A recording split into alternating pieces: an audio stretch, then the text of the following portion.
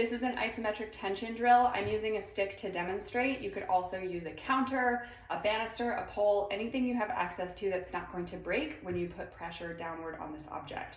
We're going to do this in standing, so I'm rocking back and forth to find my mid-foot stance. So I just want to feel like I'm not exclusively on my heels or on my toes.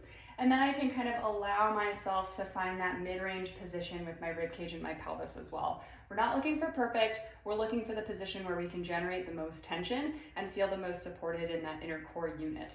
So from here, I'm going to go ahead and outstretch my arms onto my object. I might have to move my body back if your object is fixed, obviously. Slight bend to the elbows just so I'm not totally locked out here. You'll have a lot more strength here than you will totally locked out generally. And whatever position is comfortable for my hands. I'm going to take an inhale here, feeling my ribcage expand, feel my pelvic floor yield, feel my belly yield, and then I'm going to, on my exhale, feel that closure and lift of my pelvic floor as I put as much tension downward on the stick as I can. So inhale here, and then exhale, push down on the stick as hard as I can, still trying to feel closure and lift of the pelvic floor. You're only going to push down as firmly as you can, feel your pelvic floor stay with you. So it might not feel like it's lifting the whole time, but we want to feel like it kind of locks into place and doesn't move downward or continue to move downward as I create more tension. So what you want to feel is this brace where we're able to manage that pressure and we're not overwhelming that pressure. Some people might find that they need a breath hold or do better with a breath hold here. I tend to like to cue it like this.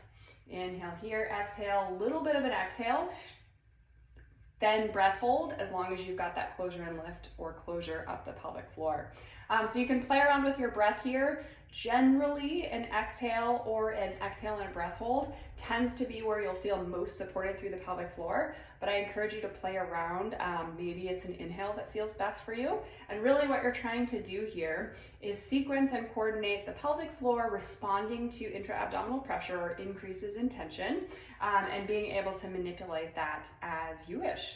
So you can incrementally work up to pushing harder on the stick, but start where you can manage and where you feel really supported. You only have to push down as long as your exhale, or if you're trying to work more on, like, say, quick flicks, if you're doing Kegels and quick flicks are kind of your trouble point, you could do,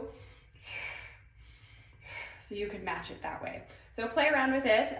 Generally, when I give this exercise to people, it's a long hold throughout the duration of that exhale and then inhale, reset. So that probably is the most familiar version if you're watching this video for a refresher. So that's the isometric stick drill, or you could do it with a banister, pole, anything else you have access to. If you want to practice this movement in a seated or kneeling position, that's all good too. So lots of value in practicing in different positions.